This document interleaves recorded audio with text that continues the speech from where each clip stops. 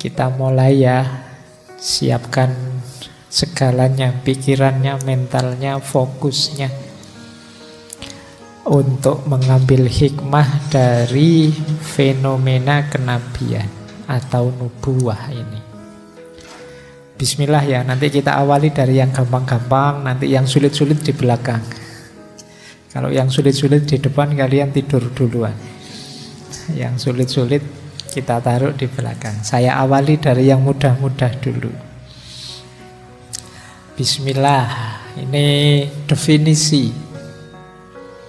Kalau dalam Islam, utusan Allah itu kadang disebut nabi, kadang disebut rasul. Ini pelajaran level madrasah ini. Teman-teman mestinya sudah ngerti, yang ngerti. Yang belum ya malam ini kita belajar. Jadi ada nabi, ada rasul. Itu kalau pakai bahasa Inggris ya, kalau nabi itu prophet, kalau rasul itu messenger. Nabi itu orang yang membawa berita. Naba itu artinya berita. Makanya ada surat An-Naba awal juz 30. Cuma naba itu berita yang luar biasa, berita yang sangat penting, sangat urgent. Itu namanya naba, berita besar. Makanya nabi itu orang yang membawa berita yang sangat penting. Makanya beliau disebut nanti seorang nabi. Jamaknya anbiya atau nabiyun. Tuh kalau menggunakan istilah dalam bahasa Arab. Sementara kalau pakai istilah rasul itu fokus pada pembawa risalah. Jadi membawa pesan khusus. Ini nanti ada bedanya. Di tradisi-tradisi kajian teologis, biasanya nabi dan rasul itu dibedakan definisi dan fungsinya.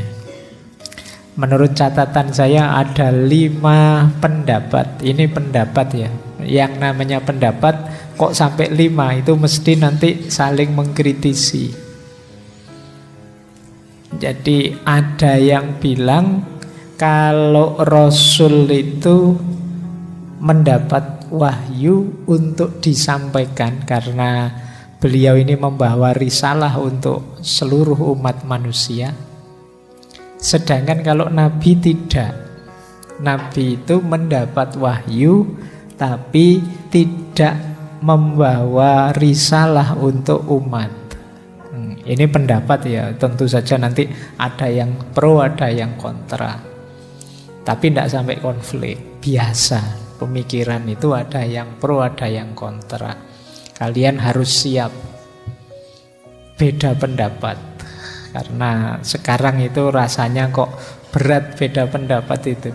Begitu beda pendapat kalian dikeroyok, diserang rame-rame, baik oleh buzzer sana atau buzzer sini.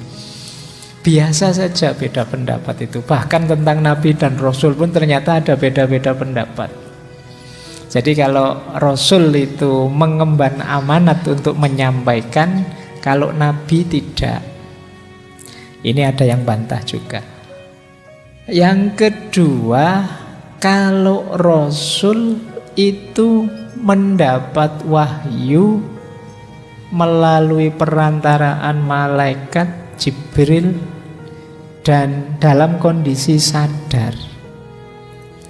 Sementara kalau Nabi mendapat wahyunya itu melalui mimpi. Nah ini juga pendapat. Jadi ya monggo saja, masing-masing punya dalil nanti. Beda-beda 5 ini. Ada pendapat lagi yang ketiga. Ada pendapat kalau Rasul itu membawa syariat yang baru. Jadi berarti syariat Nabi yang lama itu gugur dengan datangnya Rasul ini. Sementara kalau nabi itu melanjutkan syariat sebelumnya. Nah, ini pendapat juga. Yang keempat, kalau Rasul itu berjuang melawan umat yang menentangnya. Jadi Rasul itu berat perjuangannya. Sementara kalau Nabi tidak. Kalau Nabi itu ya umatnya pro. Umatnya memang sudah baik, tinggal mungkin ada pelanggaran-pelanggaran yang perlu diluruskan. Jadi ini juga pendapat. Dan ada juga yang kelima, kalau Rasul itu mendapatkan kitab sendiri, syariat sendiri, dikuatkan dengan mukjizat. Kalau Nabi tidak dapat kitab khusus, tidak dapat syariat khusus, hanya diminta melanjutkan dakwahnya Rasul sebelumnya. Nah, ini perbedaan-perbedaan pendapat ya. Ini untuk kita ketahui saja. Kecuali yang bidangnya, ya enggak masalah kalian malam hari ini tahu, tapi yang bidangnya harus mendalam. Nanti silahkan teman-teman yang bidangnya teologi, bidangnya ilmu kalam, mencari argumen dan dasarnya dari 5 ini. Masing-masing ada dalilnya sendiri-sendiri. Baik, cuma bagi yang tidak ahlinya ya paling tidak sekarang kita tahu. Oh, beda-beda. Nah, kalau sudah tahu kan, seandainya nanti ketemu orang beda pendapat, tidak terlalu marah lagi. Oh, berarti dia beda dengan saya. Itu gunanya kita belajar antara lain. Meluaskan wawasan itu kan kita jadi lebih mudah. Oh, saya punya pendapat begini. Ada memang yang pendapatnya begitu. Hari ini kan banyak orang yang masih sempit sehingga tidak kuat kalau ada pendapat yang beda. Jadi misalnya ada pandangan apa ya yang sering rame itu tentang aurat dan batasnya. Loh, semua ulama itu sepakat bahwa ya umat beragama laki-laki maupun perempuan itu wajib nutup aurat. Tapi batasnya aurat itu mana? Ikhtilaf. Macam-macam. Loh, ini kadang-kadang kita itu kalau ada orang yang punya pandangan beda, ya karena kita ngertinya pendapatku saja, terus kita marah-marah. Nah, padahal ya kalau fikih itu biasa saja orang beda pendapat. Ya yang salah kalau bilang aurat tidak perlu ditutup. Semua ulama yang beda pendapat tadi setuju aurat itu harus ditutup. Tapi batasnya aurat yang mana, ini mereka berbeda pandangan. Jadi tidak mesti yang kita tuduh, wah ini orang ini tidak nutup aurat. Loh, siapa tahu dia madhabnya beda. Oh, dan dalam banyak hal yang lain. Nah, ini perlu latihan kita, karena memang beda dengan orang lain itu tidak enak. Seakan-akan kebenaran kita kan ditantang. Ayo, kamu benar kok begitu itu. Kalau saya benarnya begini, itu kan kita terus jadi tidak nyaman, jadi gelisah. Tapi ya hidup di dunia ini memang begitu. Kalau kita menginginkan manusia itu pikirannya podo kabeh satu, tidak mungkin. Dan yang tidak memungkinkan juga kan beberapa ayat memang bilangnya begitu. Syir'atan wa minhajan, su'uba wa qabaila. Kita ini macam-macam. Ada banyak syir'ah dan minhaj. Ada banyak jalan, ada banyak metode. Ada banyak su'ub wa qabail, suku dan bangsa-bangsa. Tujuannya apa? Saling mengenal, saling memahami, lita'arufu, sehingga bisa kerjasama. Meskipun dalil ini sering kalian pakai untuk melegalkan pacaran. Ya, kan ta'arufu itu kan kamu pakai untuk itu dalil ini kan. Kan ta'aruf harusnya. Ya sembuhlah SPPN. Tapi maksudnya dalil itu, kalian itu jangan tertutup, terbukalah, saling mengenal. Kebenaranmu dan kebenaran dia mungkin berbeda, tapi ta'aruflah. sehingga kalian tambah luas. Nah, itu memang manusia itu berat menghadapi yang gini-gini, makanya nanti diturunkanlah nabi. Karena Allah ngerti benar seperti apa karakternya manusia itu. Baik, kita tinggalkan definisi. Kalau ini sangat elementer, sangat dasar. Kita mulai ya, sekarang berpikir, tapi yang tidak terlalu rumit. Yang pertama sekarang kita lacak hikmahnya. Mengapa sih manusia itu, mengapa sih Allah itu kok mengutus nabi atau mengutus rasul? Apa tidak cukup menggunakan akal saja? Apa tidak cukup kita dengan, kan kita sering membanggakan akal pikiran kita, hati nurani kita, dan lain sebagainya. Kok ya Allah itu capek-capek mengutus nabi dan rasul? Yang pertama, dari perspektif sudut pandang ketuhanan, kenabian itu adalah wujud dari sifat-sifat Allah yang Rabbun, yang Hadi, dan yang Rahman Rahim. Rabbun itu Allah yang maha memelihara. Jadi Allah itu di antara sifat uluhiyahnya, di antara sifat ketuhanannya itu Rabbun, memelihara. Allah yang menetapkan sunnatullah, Allah yang mengatur alam semesta ini, itu Rabbun. Nah, kalau yang selain manusia itu paket jadi, setia dengan sunnatullahnya. Binatang, tumbuhan, planet-planet, dan lain sebagainya itu bergerak persis setia dengan keinginannya Allah. Makanya ada ayat yang menyatakan bahwa alam semesta ini, ciptaannya Allah ini semuanya bertasbih, mengikuti ritme keinginannya Allah. Yang mungkin melenceng, yang mungkin membangkang, itu manusia.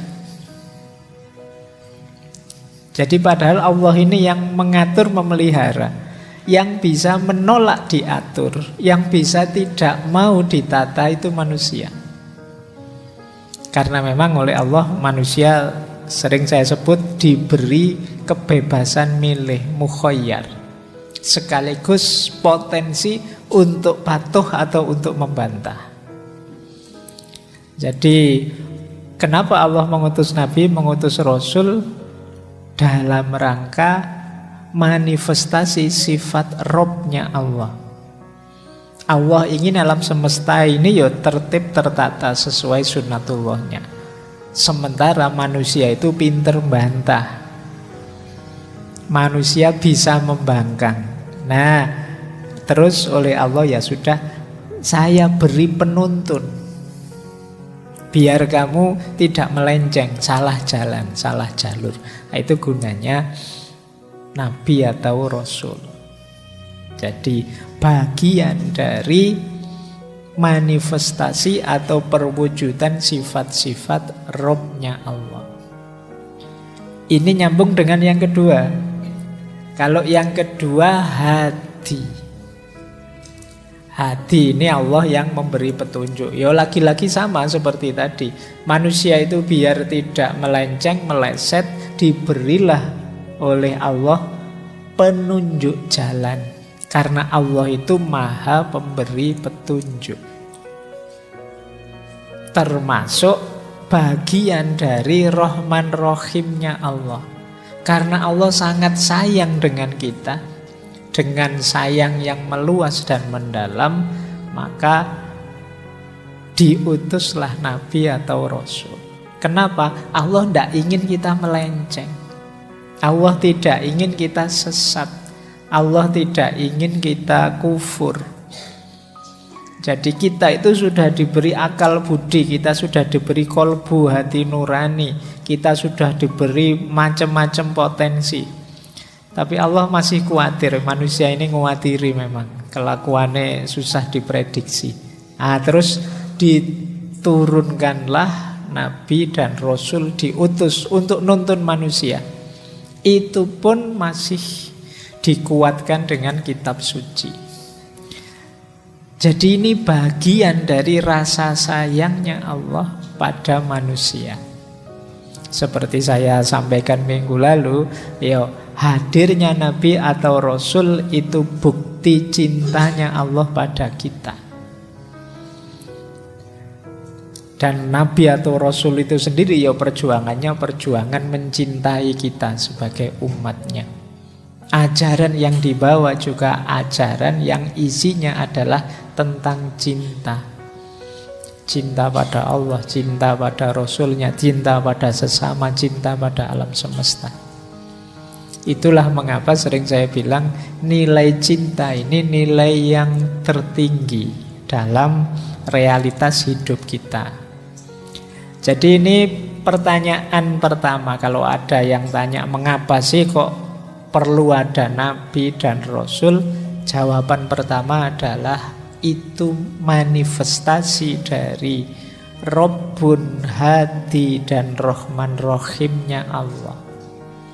Itu kalau ada yang tanya dalilnya bisa dibaca surat Al-A'la ayat 2 sampai 3. Alladzi khalaqa fasawwa, Allah lah yang menciptakan kemudian menyempurnakan, menuntaskan ciptaannya. Walladzi qaddara fahada, dan Allah yang menetapkan ukuran kemudian memberi petunjuk. Jadi Allah yang menetapkan tujuan, target, Dia juga yang bikin peta untuk kita ikuti. Bahkan juga mengirimkan guide nabi atau rasul untuk menuntun kita.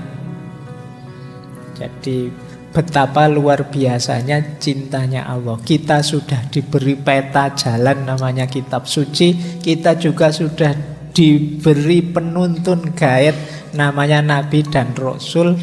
Seperti itu pun kita masih banyak juga yang nyeleweng, keluar jalur, terus diapakin. Apa perlu diancam, apa perlu dihukum dulu, apa perlu diapain dulu. Nah, ini alasan pertama kenapa Allah mengutus nabi atau rasul. Alasan kedua, ini menjawab pertanyaan tadi ya. Kenapa sih kok tidak akal saja? Kayak hari ini kan banyak orang yang mendewakan akalnya. Akal itu luar biasa loh, bisa mencapai macam-macam ya. Kalau begitu, apa ndak cukup pakai akal saja? Nanti ada beberapa filosof muslim yang punya pandangan sebenarnya nabi itu tidak terlalu penting, rasul itu tidak terlalu penting. Kenapa? Manusia punya akal. Jadi manusia itu punya rasio yang kalau dia jernih bisa ketemu dengan kebenaran. Meskipun nanti beberapa yang sangat rasionalis sampai ada yang jatuh pada nabi dan kitab suci itu tidak perlu. Ini tokohnya misalnya Ibnu Rawandi atau Ar-Razi, Abu Bakar Ar-Razi. Kalau dalam tradisi filsafat Islam ini kadang-kadang orang menyebutnya ini sebenarnya bukan filosof muslim. Mereka ini sebenarnya ateis karena tidak percaya aspek eskatologis ketuhanan, termasuk Tuhan, Nabi dan lain sebagainya. Ya teman-teman boleh baca itu yang diterjemahkan buku yang judulnya Para Ateis Muslim. Ateis tapi muslimku ya aneh. Iya. Karena memang ada yang pemikirannya sampai ke sana. Tapi jawabannya begini loh, kenapa sih kok ndak akal saja cukup? Itu selain ya karena memang Allah sangat sayang kita, sebenarnya akal kita ya luar biasa. Tapi Allah masih khawatir kalau hanya dibiarkan kita sendirian pakai akal. Kenapa? Akal itu terbatas. mudah terseret oleh ego, hawa nafsu, lingkungan juga gampang mempengaruhi kita. Jadi sering saya ceritakan kan misalnya pikirannya Imam Ghazali yang bilang akal itu tidak bisa jadi raja. Sebagai pasukan dia kuat, sebagai panglima perang dia hebat, tapi sebagai raja tidak. Dia itu selalu kalah misalnya oleh ego kita. Kita itu kan kalau punya keinginan, punya target, punya ambisi, entah apa isinya, akal itu kan selalu menjustifikasi ke sana, mendukung ke sana. Jadi dia kalah oleh ego, dia bisa dipengaruhi oleh nafsu. Oh, kalau kamu sedang nafsumu meledak-ledak, itu kan akalmu juga hadir menjustifikasi nafsu ini. Bohong tidak apa-apa Pak, ini kan demi kebaikan semuanya. Itu nafsumu kadang-kadang. Loh, kalau saya tidak nyogok Pak, nanti yang lain nyogok. Oh, yang lain ini kan orang jelek, mending saya yang nyogok, saya orang baik Pak. Itu kan pikiranmu begitu. Akalmu bisa menjustifikasi keburukanmu. Itu kan persis yang sering saya ceritakan itu ketika mahasiswa kok ketangkep basah nyontek. Itu alasannya sangat syar'i ternyata. Dia bilangnya, Pak, ini mohon maaf ya Pak, saya ini nyontek, saya tidak berniat buruk Pak. Saya itu nyontek ini dalam rangka birrul walidain Pak.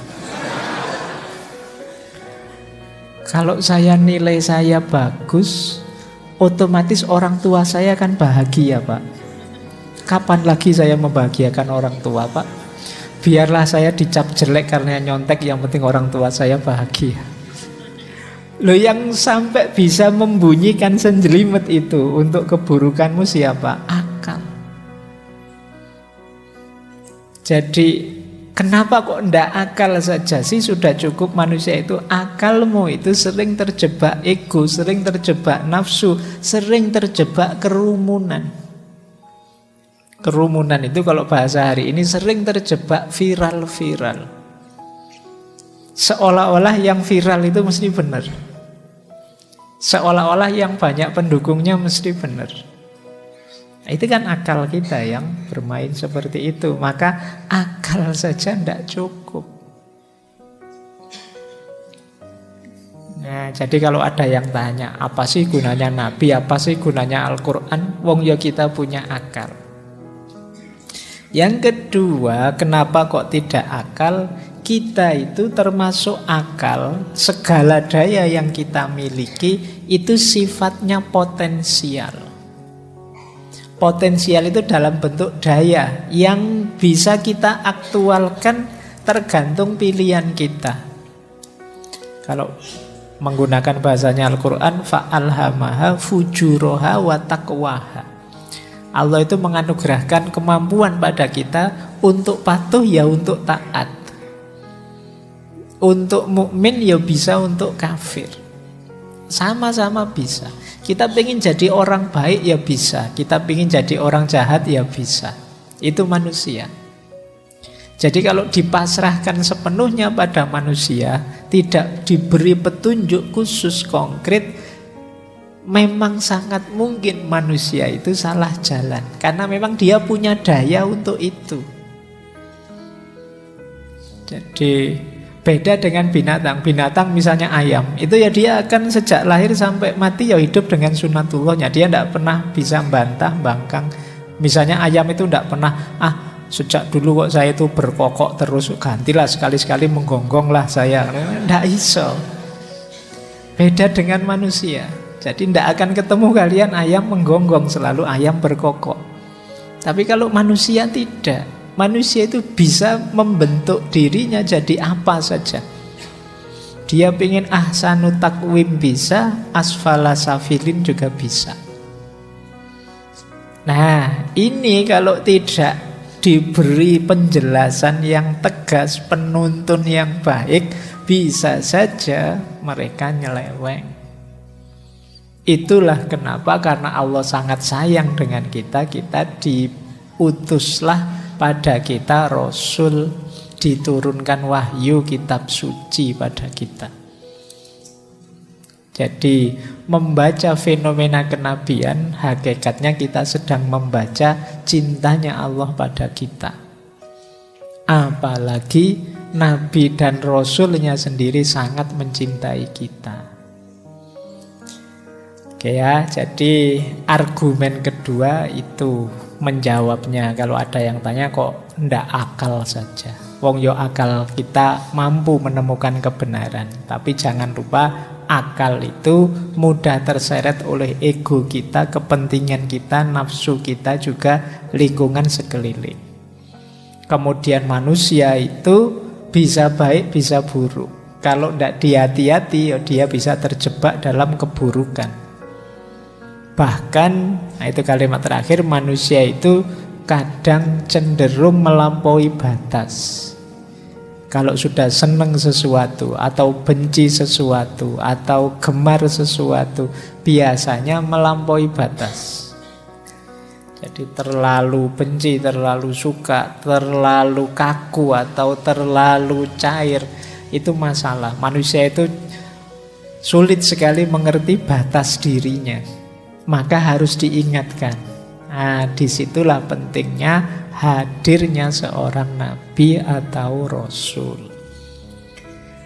Ini menarik, ada pernyataan dalam surat An-Nisa ayat 165. Rusulam mubasyirina wa mundhirina li'alla yakuna linnasi 'alallahi hujjatum ba'dar rusul. Jadi ada rasul-rasul yang tugasnya memberi berita gembira, juga memberi peringatan. Tujuannya apa? Li'alla yakuna linnasi 'alallahi hujjatun.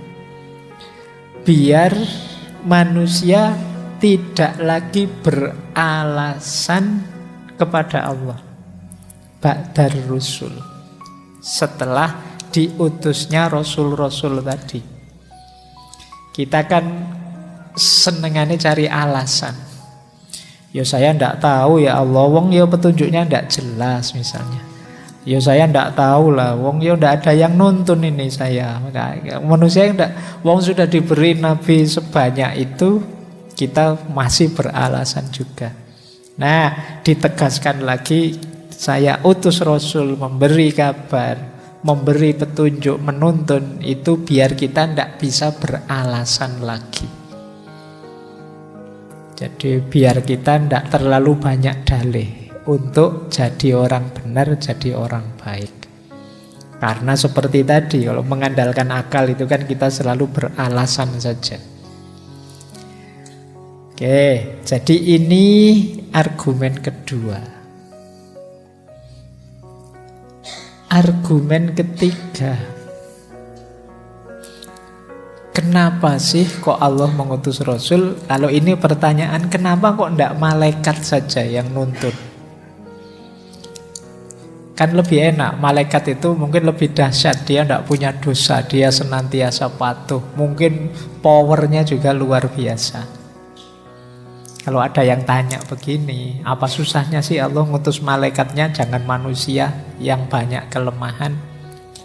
Jawabannya adalah pesan atau bimbingan, tuntunan itu akan lebih sempurna buat manusia dan sulit membantahnya. Yang pertama apa? Kalau disampaikan oleh jenis manusia itu sendiri dan dengan bahasa yang bisa dipahami manusia.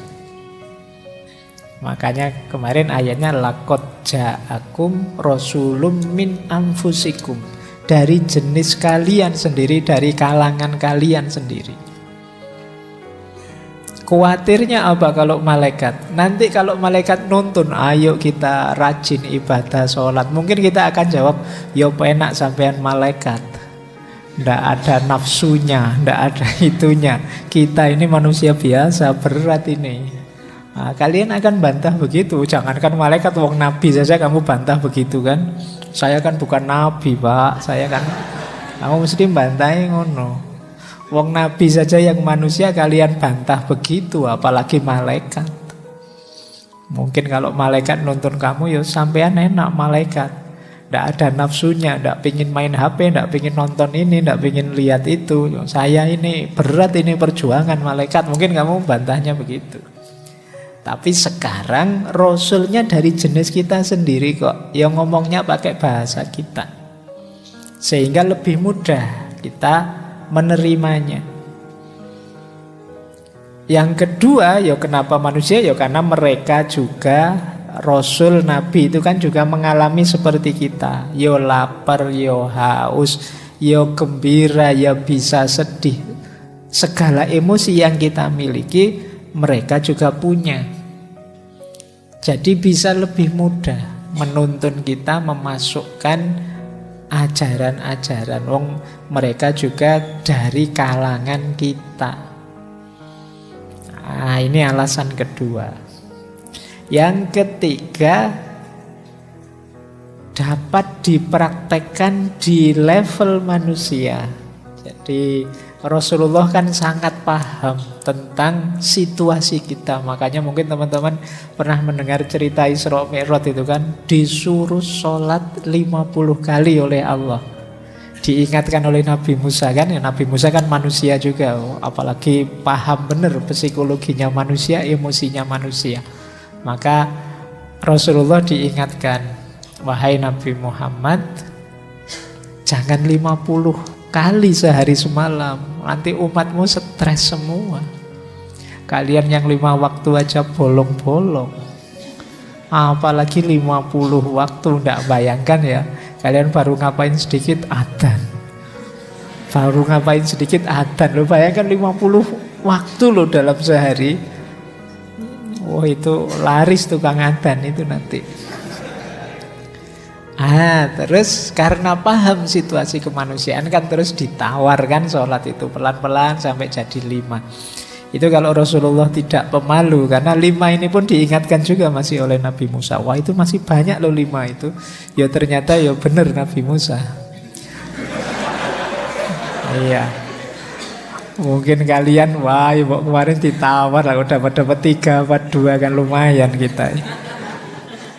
Jadi loh, ngerti sampai level ini kan yang manusia yang ngerti gitu loh. Maka dari kalangan manusia, tidak malaikat, tidak jin, tidak yang di luar manusia.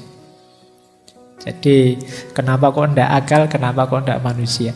Kemudian penting juga manusia, karena kalau manusia bisa ditiru langsung. Jadi itu kalau bahasanya Al-Quran yang uswah tadi.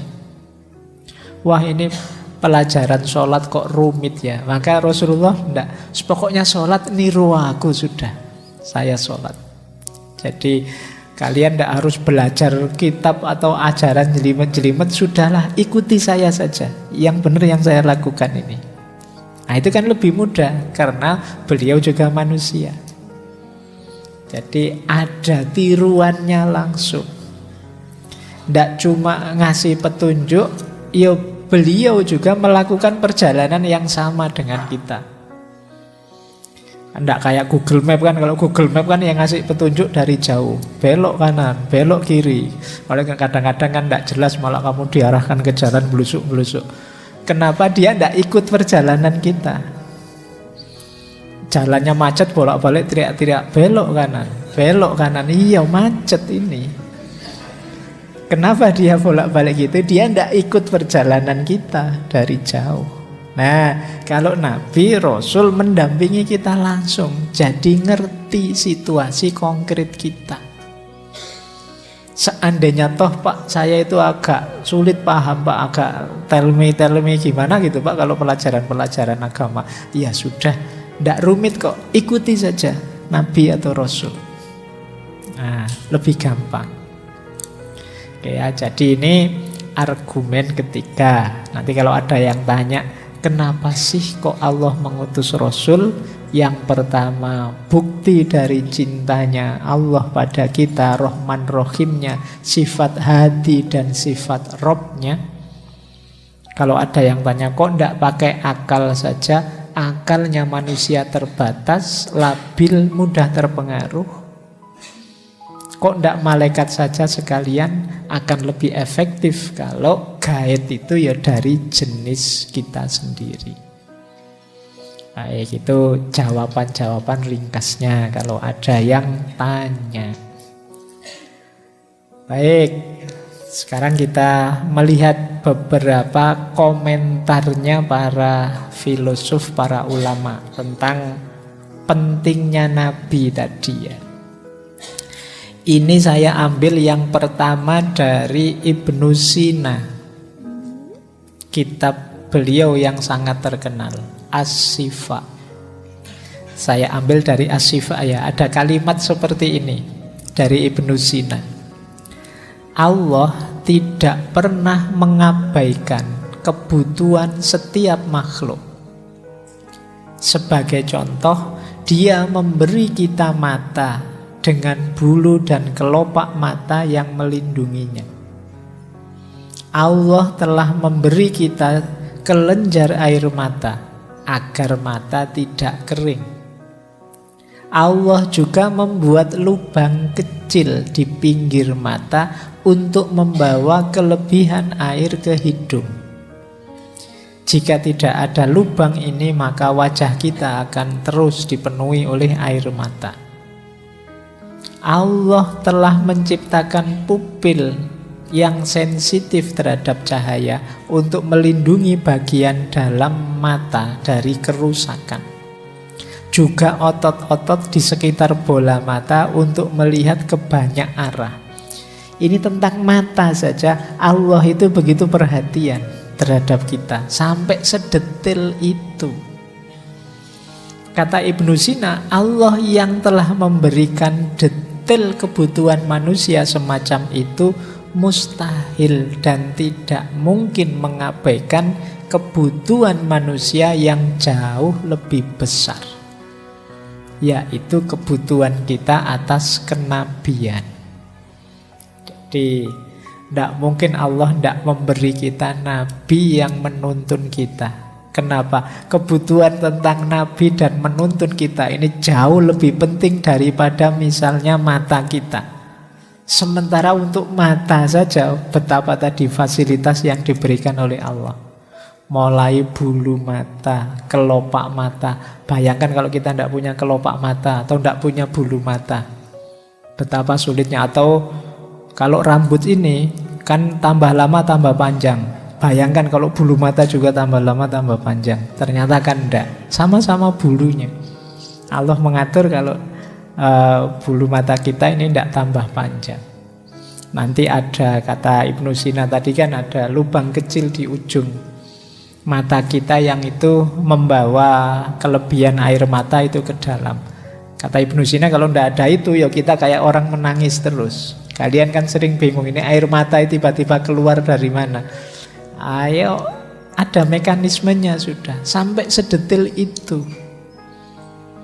Apalagi kebutuhan yang paling besar untuk hidup kita, tujuan hidup kita yang hakiki, yaitu ilaihi roji'un, kembali pada Allah. Tentu saja Allah akan memberi penuntun. Jadi memberi guide. Allah akan sangat serius menginginkan kita sampai padanya. Ilaihi roji'un. Jadi ini pandangan dari Ibnu Sina. Berarti kenabian itu ya memang niscaya Allah itu memang sangat sayang pada kita. Ini alasan yang pertama. Terus ada lagi Al-Mawardi. Ini filosof yang kita kenal dengan filsafat akhlaknya. Kata Al-Mawardi dalam kitab A'lam An-Nubuwah, para rasul itu diutus kepada manusia dengan membawa perintah dan larangan yang dengannya manusia tahu apa yang harus dilakukan sebagaimana dikehendaki Allah. Kalau hanya nalarnya atau akalnya sendiri, manusia tidak akan tahu kemaslahatan yang diberikan untuknya. Ini sama dengan tadi ya, kalau kita mengandalkan akal saja, kita tidak akan bisa tahu mana yang baik, mana yang tidak. Buktinya sederhana, misalnya yang suka makan-makan kolesterol terus kolesterolnya tinggi, itu sudah dikasih tahu loh sama banyak orang, sama dokternya, kamu jangan makan gorengan ya, kamu jangan makan ini ya, itu ya. Akalnya kan tahu, tapi toh tetap tidak bisa menghalangimu kesenanganmu untuk makan makanan tadi. Berarti apa? Akalmu kalah oleh egomu. Kalau ditanya, kamu itu kolesterolmu tinggi kok makan gorengan, emangnya boleh? Tidak boleh sih, tapi enak Kamu jawaban kan sering begitu. Ya saya tahu sih ini merugikan kesehatan, tapi ya gimana lagi, saya seneng daripada saya stres karena melepaskan kesenangan saya, ya mending saya stres meskipun nanti sakit. Nah ini manusia. Maka kalau akal kita itu daya kontrolnya tidak terlalu powerful. Bandingkan kalau kemudian ada nabi, ada rasul, ada kitab suci yang menunjukkan kita jalan yang lurus. Nah, nabi kan lebih powerful dari kita. Misalnya tiba-tiba ada dalilnya hadis yang bilang bahwa sesungguhnya gorengan itu bisa membawamu ke neraka. Misalnya itu kan kamu lebih ngeri kan makan gorengan dibandingkan sekedar dilarang saja. Nah, meskipun mungkin ya dalilnya ada, misalnya halalan thayyiban atau apalah, kamu kan masih bisa berdalih kan, lupakan itu tidak spesifik ngomong gorengan Pak. Tapi coba spesifik, kamu kan bisa lebih terkendali, lebih terkontrol. Itulah mengapa kita perlu penuntun. Jadi karena kalau tanpa penuntun, tanpa nabi, mengandalkan akal kita saja, sulit kita mencapai manfaat maslahat hidup yang optimal. Disitulah peran nabi dibutuhkan. Nah, kita lanjut. Kalau tadi Al-Mawardi, kalau ini Al-Maturidi. Dasarnya sama dengan pikirannya Al-Mawardi tadi. Jadi kenabian itu hakikatnya kemudahan yang diberikan oleh Allah pada hambanya. Karena akal kita terbatas. Akal itu kalau sudah masuk ke ranah metafisik, dia banyak tidak berdaya. Sementara agama itu isinya sebagian besar metafisik. Hal-hal yang tidak bisa dijangkau oleh panca indera. Jadi kita dengan akal kita saja sulit bisa mencapainya. Berspekulasi bisa, tapi sampai pada titik-titik metafisik eskatologis yang tepat kita kesulitan. Disitulah gunanya wahyu, gunanya nabi menginformasikan. Besok ada surga loh, ada neraka, ada hari kebangkitan, ada hisab. Ini kalau tidak diinformasikan oleh nabi, kalau pakai akal kita saja mungkin kita membacanya, oh manusia itu mati terus dikubur, terus tubuhnya hancur, terus selesai. Itu kan yang bisa dilihat oleh panca indera. Tapi cerita di balik itu, sisi metafisiknya akal tidak bisa. Akal hanya bisa berspekulasi, mengira-ira. Itulah gunanya terus ada nabi, ada kitab suci memberitahu kita. Awas jangan meleset. Hidup tidak berhenti dengan kematian duniawi. Ceritanya masih panjang. Itu informasi dari nabi. Jadi kenabian itu fasilitas sebenarnya yang diberikan oleh Allah pada kita. Nah, kalau menurut Al-Maturidi, nabi di antara semua manusia itu sebagaimana akal kita.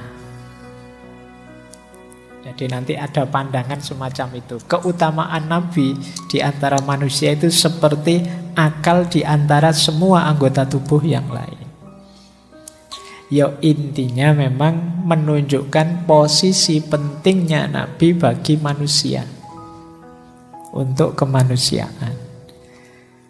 Oke, ya semoga teori-teori ini nambah cintamu pada Kanjeng Nabi, pada Rasulullah. Berarti memang sangat penting perannya. Nah, kalau ini sama dari Muhammad Abduh. Kalau Muhammad Abduh lebih melihat sisi sosialnya. Manusia itu dalam pergaulan sering kacau, tidak sadar hak dan kewajibannya. Jadi manusia itu biasanya bisa jernih kalau berpikir sendiri, berjarak dari realitas, refleksi tenang dan lain sebagainya. Tapi kan tidak mungkin kita begitu terus. Hidup kita itu bergaul bersama masyarakat. Ini yang membuat kita gampang terdistraksi. Ini yang membuat hidup ini terus kacau. Mungkin orang bilang tadi kan kita bisa pakai akal kita toh berpikir jernih toh. Iya, mungkin kalau pas kita sendirian, diam-diam, kontemplasi, menjauh, bisa kita berpikir jernih. Tapi hidup kita kan tidak begitu.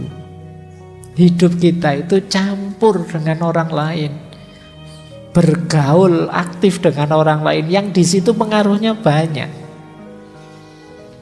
Tadi mau datang ke sini itu, wah saya niat ngaji mau kusuk, lah ketemu temen di sini, akhirnya ngobrol ndak jelas, ngalor ngidul akhirnya. Kenapa? Ada orang lain. Itu makanya sabdanya Sartre kan begitu, hell is other people. Orang lain itu memang neraka kok. Kurang ajar orang lain itu memang. Gara-gara ada orang lain ya aku ndak karu-karuan ini. Buka HP pinginnya khusuk baca yang baik-baik kok yo baca orang maki-maki, pingin bales aku maki-maki akhirnya gitu kan. Nah, maka kata Muhammad Abduh, hadirnya Nabi di tengah-tengah kita itu menyeimbangkan itu, memberi tuntunan kita bagaimana hidup ideal di tengah masyarakat ramai yang sesuai tujuan. Jadi pentingnya di situ. Ya kalau versinya mistik sih gampang, menjauh dari dunia, tapi kan kita bukan manusia yang seperti itu. Kita manusia yang hidup dalam keramaian. Bagaimana kita tetap bersosial tapi juga tidak keluar jalur menuju Tuhan tadi. Oke, baik. Ini perspektif-perspektif ya untuk menguatkan kenapa harus ada Nabi. Kalau diringkas,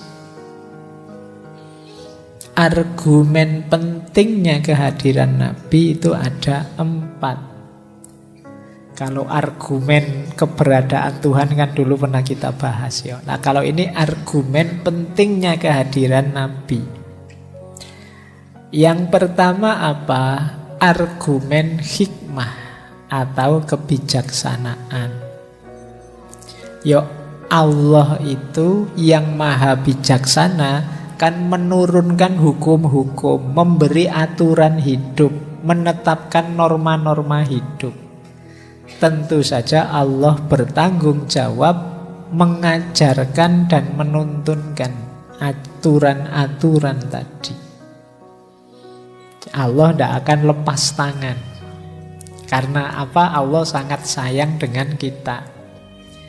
Sayangnya Allah itu argumen kedua, argumen rahmat. Allah yang maha pengasih dan maha penyayang tidak akan membiarkan makhluknya kebingungan. Ini Allah ini maksudnya apa sih? Ini Allah tidak. Pasti Allah tidak akan lepas tangan, kita diberi penuntun langsung. Ini rahmat darinya. Makanya Rasulullah itu kan kalau menggunakan bahasa Al-Quran kan disebut rahmatan lil alamin, anugerah bagi alam semesta. Karena dengan hadirnya beliau kita bisa on the right track menuju Allah. Kita bisa berada di jalan yang benar. Nah, yang ketiga, argumen keutuhan. Jadi manusia itu seperti saya bilang tadi, punya banyak potensi. Yang ini kan kita perlu mengaktualkannya. Agar tidak salah, aktualisasi diri ini oleh Allah diberi petunjuk. Yo, hari ini kita sebut agama dengan ajarannya melalui kitab suci yang dibawa oleh seorang nabi atau rasul. Itu dalam rangka apa? Mewujudkan, mengaktualkan potensi terbaik kita. Versi terbaiknya manusia itu versi manusia yang sadar hakikatnya, yang ilaihi roji'un, kembali pada yang hakiki, yaitu Allah. Nah, ini argumen ketiga. Kenapa ada nabi? Ya dalam rangka menuntun kita mengaktualkan potensi kita sebagai manusia seutuhnya. Jadi yo, kalian boleh nanti setelah ini refleksi ya, saya itu potensiku sudah aku aktualkan berapa persen. Aku itu sebenarnya bisa ini loh. Tapi sudah aku wujudkan berapa sih dari potensi-potensi itu? Khususnya dalam rangka kemanusiaan dan kehambaan. Dalam rangka tanggung jawab kita sebagai hambanya dan sebagai khalifahnya. Nah, ini argumen ketiga, bahwa kita ini perlu jadi manusia seutuhnya. Manusia seutuhnya itu ya manusia yang hakiki, yang sadar kediriannya sebagai hamba Allah dan khalifahnya. Yang keempat, argumen keadilan. Jadi Allah itu adil. Dia tidak hanya memberi tugas amanat, tapi juga memberi fasilitas. Tidak hanya memerintah, tapi juga memberi daya dan kekuatan. Tidak hanya menuntut, tapi juga memberi bekal. Jadi kalian diminta ini loh, diminta itu loh. Padahal tuntutannya Allah itu untuk kepentingan kita sebenarnya. Itu pun kita diberi modal, diberi bekal, diberi fasilitas pendukung yang luar biasa. Jadi lagi-lagi memang ini sebenarnya tema cintanya Allah pada manusia. Jadi kalau ada yang tanya, penting tidak sih kehadiran Nabi? Penting. Alasannya 4 ini. Hikmah, rahmat, keutuhan, dan keadilan. Itulah pentingnya hadirnya Nabi dalam kehidupan kita. Baik, kita lanjut ya. Sampai di titik ini, semoga kita sekarang sadar kenapa harus ada Nabi. Nah, ini beberapa konsep kenabian kalau dalam Islam. Ini saya pelan-pelan sebelum nanti ke filsafat, gomnya yang membuat ruwet nanti ya di belakang. Nah, yang pertama, ini kalian nanti cari ayatnya sendiri-sendiri. Di situ saya tulis ayatnya dan hadisnya. Yang pertama, kenabian itu fenomena universal. Karena Allah sayang manusia. Sejak awal sampai akhir, ya Nabi dan Rasul itu selalu hadir mewarnai hidupnya manusia. Kalau di surat An-Nisa ayat 164 itu disebut warusulan qad qasasnahum alaika min qabl warusulan lam naqsushum alaika. Ada rasul-rasul yang kami kisahkan ceritanya padamu, ada pula rasul-rasul yang tidak kami ceritakan padamu. Makanya mulai sekarang berhentilah mencela, mencaci kepercayaan yang berbeda. Siapa tahu yang dipercayai oleh yang berbeda dari kita itu termasuk utusannya Allah yang tidak kita kenali. Karena yang diminta kita kenali kalau di Al-Quran kan 25. Jumlah aslinya berapa sih? Jumlahnya sangat banyak. Itu di selanjutnya ya. Jumlah Nabi dan Rasul itu sangat banyak. Ini kita ambil satu saja dari hadis yang diriwayatkan oleh Imam Ahmad. Satu ketika dari Abu Umamah, dia bertanya pada Rasulullah, "Wahai Rasulullah, kam wafa iddatul anbiya?" Berapa sih jumlahnya para nabi itu? Qala, Rasulullah bersabda, mi'atu alfin wa arba'atun wa isruna alfan. 100.000 dan 24.000. Jadi jumlahnya nabi itu 124.000. Loh, banyak loh itu. Ar-rusul min dzalika thalathu mi'atin wa khamsah.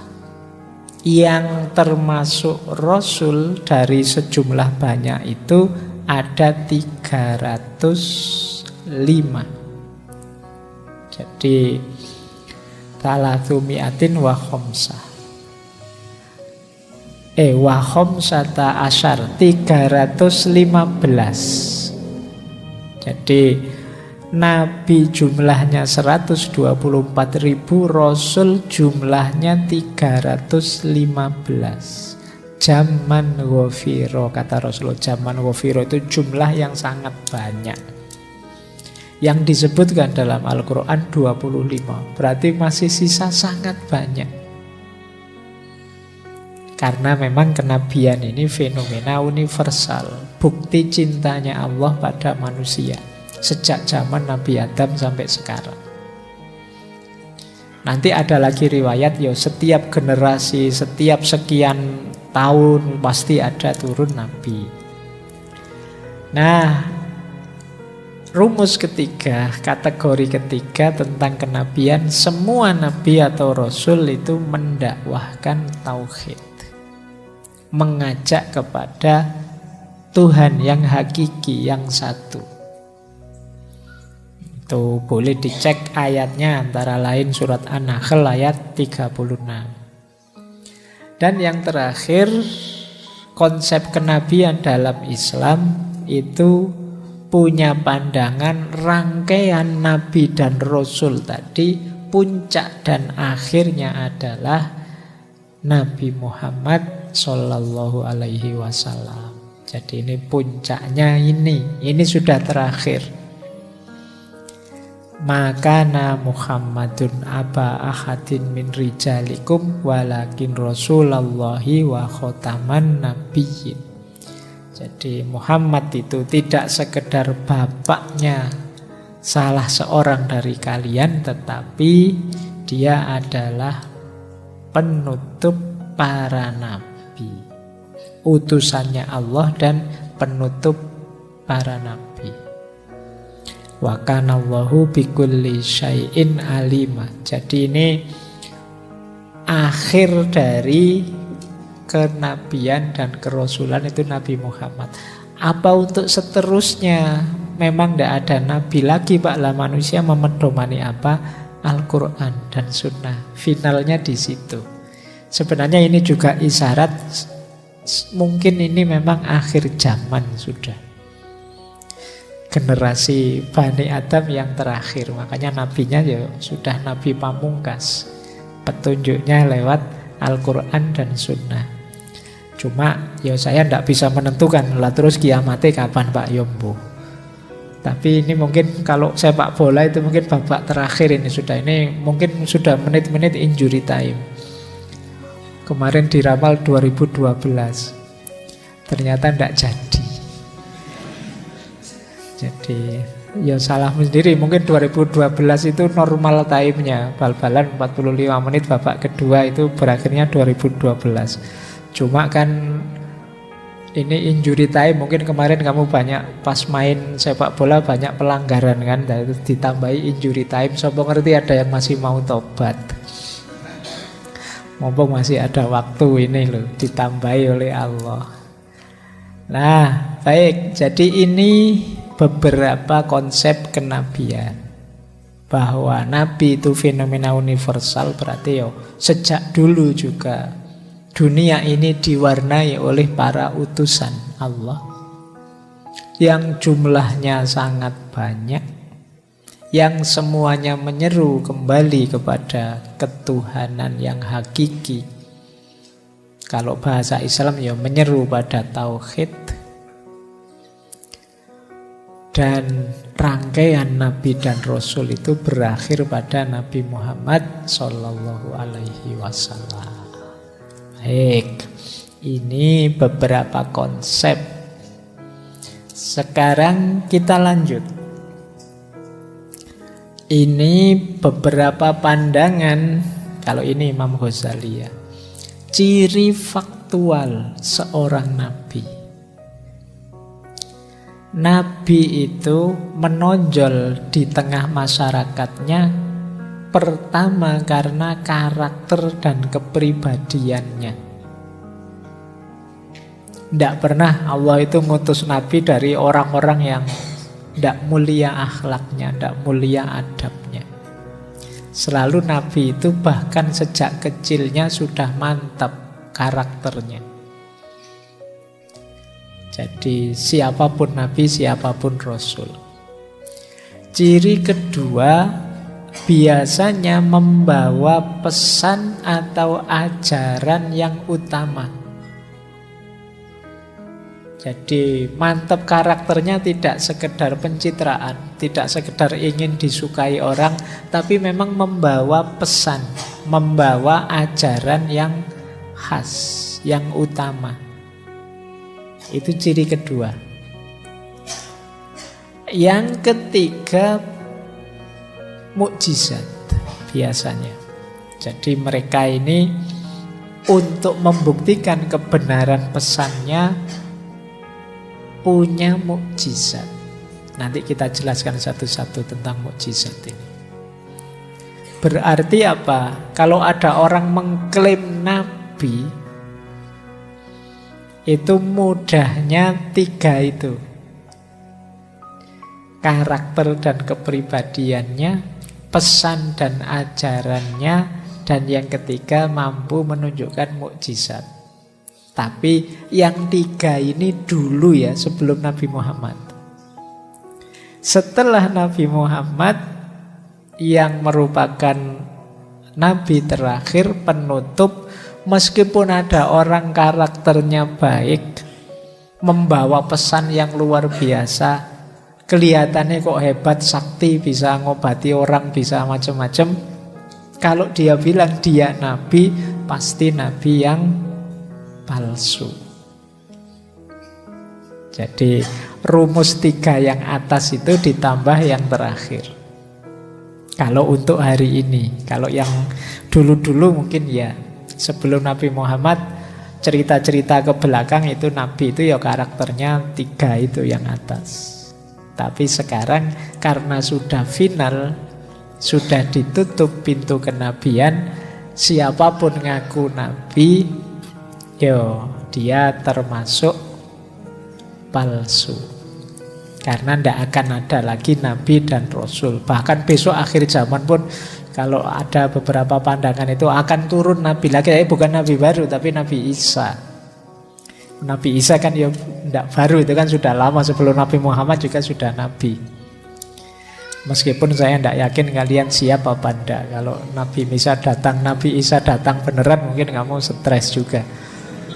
Ini alamat, ini sudah mau selesai ceritanya ya. Atau jangan-jangan tiba-tiba ada orang ngaku, saya Nabi Isa loh. Ya itu urusannya penjara. Seandainya Nabi Isa beneran datang, mungkin saya membayangkan ya mungkin besoknya dia ditangkap polisi mesti. Dianggap ngaku-ngaku nabi palsu. Mental kita masih belum nyampe ke sana ya. Baik, ini ciri-ciri nabi dilengkapi oleh Ibnu Khaldun. biar kita bisa lebih dalam ya. Dalam Muqaddimah kata Ibnu Khaldun, ciri nabi yang menerima wahyu itu yang pertama bersih dari dosa dan menjauhi perilaku tercela dan kotor. Jadi tidak ada cerita nabi yang diawali dari tukang maksiat, senang berbuat dosa. Kalau wali beberapa mungkin ada, tapi kalau nabi tidak ada. Jadi nabi itu sejak kecilnya memang diskenario oleh Allah bersih dari dosa dan perilaku tercela atau kotor. Yang kedua, mengajak kepada ad-din dan al-afaf. Ad-din itu pada agama, peribadatan, pengabdian, penyembahan pada Tuhan, dan al-afaf, mengajak untuk menjaga kehormatan diri. Jadi ini pada din dan afaf. Ya, menjaga kehormatan diri itu penjelasannya minggu lalu, akhlak dan adab. Jadi ibadah, akhlak dan adab. Yang ketiga, nabi itu biasanya kata Ibnu Khaldun lahir di tengah kaumnya dalam garis keturunan yang baik, dzu hasab. Jadi garis keturunannya biasanya ya mulia, tidak ada yang dari orang tua yang jelek. Yang terakhir, mukjizat, punya kemampuan melakukan hal-hal luar biasa. Ini ciri-ciri nabi menurut Ibnu Khaldun. Saya jelaskan sebentar ya mukjizat ini. Jadi mukjizat itu dari kata-kata ajaza yu'jizu, yang artinya melemahkan atau mengalahkan, membuat yang lain lemah. Itu makna kata-katanya. Jadi makanya fungsinya mukjizat itu sebenarnya untuk membuat orang takluk, tidak bisa bantah lagi. Itu namanya mukjizat. Secara istilah ini perbuatan luar biasa yang dilakukan oleh Nabi. Sebenarnya perbuatan luar biasa itu banyak, tidak hanya Nabi. Kalau Nabi namanya mukjizat, kalau para wali namanya karomah. Kalau orang biasa seperti kita namanya maunah. Orang jahat bisa enggak Pak perbuatan luar biasa? Bisa. Kalau orang jahat, orang jelek namanya istidraj. Kamu ini jahat tapi kok sakti ya, tapi kok kaya ya, luar biasa. Itu namanya istidraj. Istidraj itu memang dibiarkan oleh Allah biar besok mantep kalau mau divonis jelek dan disiksa. Biar dia tidak sadar-sadar, biar dia tidak tobat-tobat. Kalau dapat fasilitas enak terus kan sadarnya susah.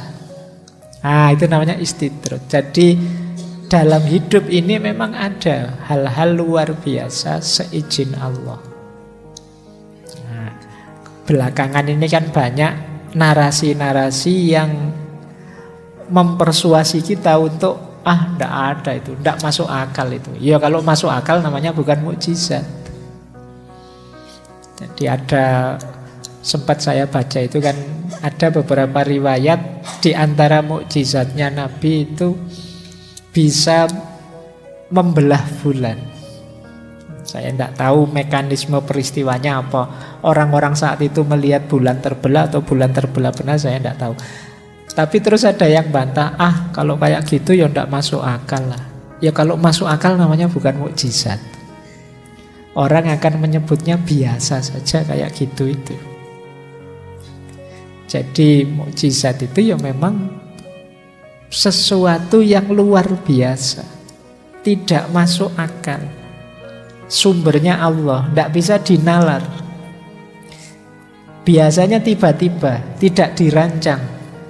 Nabi Ibrahim itu dibakar tidak mempan, itu bukan kok Nabi Ibrahim siap-siap, oh ini harus pakai baju anti api, ini pinjam pemadam kebakaran dulu mau dibakar, enggak. Ya langsung masuk saja dan tidak terbakar. Jadi tidak dirancang, tiba-tiba ya pada Nabi dan Rasul fungsinya untuk menguatkan dakwah kebenaran ajaran Allah, bukan pamer. Jadi bukan untuk pertunjukan.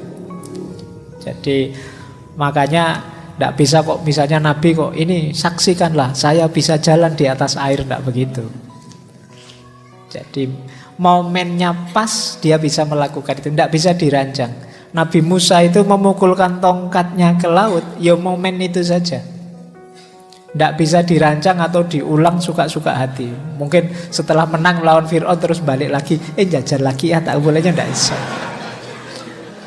Jadi yang membuat hebat itu intervensinya Allah. Jadi itu mukjizat namanya. Jadi adanya fenomena mukjizat ini sebenarnya menarik untuk menguatkan mental kita, bahwa dalam hidup ini tidak ada yang tidak mungkin kalau Allah menghendaki. Jadi kenapa masih ada mukjizat, masih ada karomah, masih ada maunah? Siapa tahu biaunillah, dengan pertolongannya Allah, saya yang harusnya sudah DO semester lalu bisa selamat ternyata. Loh, itu namanya maunah. Wong saya orang biasa ya dapat. Tapi saya itu rodo Pak, hidup saya kacau, sholatnya bolong-bolong, kurang ngajar, dosa saya banyak. Apa bisa dapat itu? Ya bisa, asal mau tobat. Kalau tidak mau tobat apa bisa? Bisa sih, kadang-kadang ada istidraj. Jadi sama Allah dibiarkan begitu, dikasih fasilitas enak terus, meskipun kita jahat, meskipun kita banyak dosanya. Biar apa? Biar kita tidak tobat-tobat. Jadi nanti biar Allah menghukumnya mantep, tidak pakai ragu-ragu. Kamu sudah jelas dosamu banyak, mau tidak tobat. Jadi ini mukjizat, senjatanya para nabi, yang paling mudah untuk meyakinkan orang bahwa beliau-beliau ini nabi itu mukjizat. Manusia itu kan kalau cuma diceramai kan ya sulit, tapi begitu dikasih pertunjukan yang hebat-hebat kan terus kagum, takluk. Oke. Itu kenapa kemarin kan kasusnya Gus itu kan luar biasa rame, viral. Kamu kan kagum, heran awalnya. Manusia mudah terpengaruh yang begitu-begitu. Nah ini dijadikan pintu masuk agar orang mengakui, terus baru ajaran masuk. Ini mukjizat. Jadi ini senjata utamanya para nabi. Yang kedua apa? Senjatanya wahyu. Ini juga sama. Wahyu itu juga pemberian Allah. Isinya petunjuk, pengetahuan, wawasan secara langsung. Nanti ada istilah wahyu, ilham, taklim. Kalau wahyu itu dari Allah kepada para nabi, para rasul. Kalau yang untuk kita yang manusia biasa namanya ilham. Jadi manusia itu kadang-kadang kan kalian tiba-tiba kok ada rasanya kok ndak enak ya. Ternyata benar, setelah itu ada peristiwa ndak enak. Ini jenis ilham. Mau berangkat ke kampus kok rasanya berat ya, ada apa ya? Sudahlah aku ndak berangkat. Bener toh dan terus ternyata misalnya. Itu bisa jadi sejenis isyarat petunjuk dari Allah. Kalau untuk kita namanya ilham. Kita yang orang biasa. Orang Jawa menyebutnya wangsit. Nyari wangsit dulu, nyari ilham. Kalau nabi namanya wahyu. Nah, kalau kita yang mengupayakan sendiri pengetahuan, tidak berharap dapat ilham, saya apa, orang kayak saya apa, ya bisa Pak dapat ilham. Pengetahuan yang sama bisa kita kejar lewat taklim namanya, belajar. Kayak malam hari ini kita belajar, itu kan mengejar pengetahuan. Ada orang tertentu yang pengetahuannya tidak dikejar, diberi langsung oleh Allah. Kalau para nabi namanya wahyu. Kalau para orang utama, para wali misalnya namanya ilham. yang kadang disebut ilmu yang laduni. Tapi hati-hati, kata Imam Qusairi, ada ilham, ada hawajis, ada was-was. Sama-sama pengetahuan yang hadir dalam diri. Kalau ilham, kata Imam Qusairi, dari Allah, dari malaikat. Kalau hawajis, dari nafsu. Kalau was-was, dari setan. Jadi sama-sama suara hati ya. Ada suara hati yang dituntun oleh Allah, namanya ilham. Ada yang sebenarnya itu bukan suara hatimu, tapi suara nafsumu. Wah, jangan-jangan engkau jodohku nih misalnya. Suara hatiku ini. Oh, itu ya bukan hatimu, itu nafsumu, padahal kamu pengen. Itu namanya hawajis. Ada juga yang was-was. Kalau was-was ini dari setan, membuat kita khawatir yang tidak jelas, membuat kita terpalingkan dari yang hakiki. Itu namanya was-was. Jadi tidak selalu suara hatimu itu menyuarakan kebenaran. Kadang-kadang yang isinya menyuarakan nafsu atau dikacaukan oleh was-wasnya setan. Nah, jadi argumen bahwa, Pak, ini suara hati saya loh Pak. Ya suara hatimu yang bagian mana dulu? Kalau bagian nafsu ya isinya ambisi nafsu, keinginanmu sendiri sebenarnya. Bukan ilham dari Allah. Nah, kalau para nabi dapat itu namanya wahyu. Nah, ini senjata selanjutnya dari Allah untuk para nabi. Selain mukjizat ada wahyu. Lanjut. Nah, akhirnya peran kenabian itu, kalau dirangkum, nabi itu perannya apa sih Pak dalam hidup ini? Yang pertama, peran nabi itu adalah rahmah. Rahmah itu dia anugerah bagi kita, mendukung eksistensi hidup manusia dan kemanusiaan kita. Kita masih jadi manusia yang menghamba secara hakiki pada Tuhan, itu kan karena hadirnya nabi yang menuntun. Sehingga disimbolkan kadang-kadang nabi itu sebagai cahaya. Kan sering kalau teman-teman sambutan itu kan begitu. Biasanya terus sholawat dan salam kita sampaikan pada Rasulullah yang membawa kita dari kegelapan menuju terang. Kan selalu begitu. Mari kita panjatkan puji dan syukur itu kan. Kalau guyonan Agus Dur kan kok selalu kita panjatkan, apa enggak bisa manjat sendiri.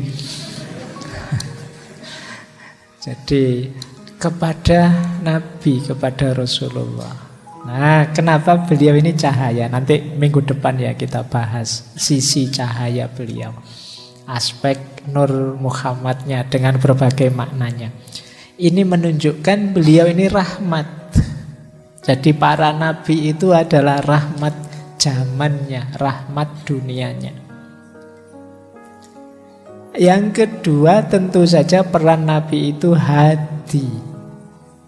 Hadi itu yang memberi petunjuk. Yang ketiga peran nabi adalah uswah.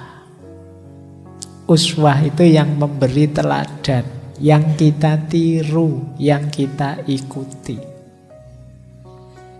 Yang keempat peran nabi itu basyiron wa nadhiron, memberi kabar gembira dan memberi peringatan. Dan yang terakhir nabi itu mubin, yang menjelaskan. Karena kita sebagai manusia terbatas, nabi hadir menjelaskan. Sehingga hal-hal yang tidak terjangkau oleh pikiran kita bisa kita ketahui.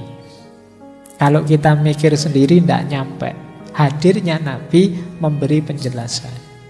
Jadi nabi itu rahmah, hadi, uswah, basyiron wa nadhiron, kemudian mubin.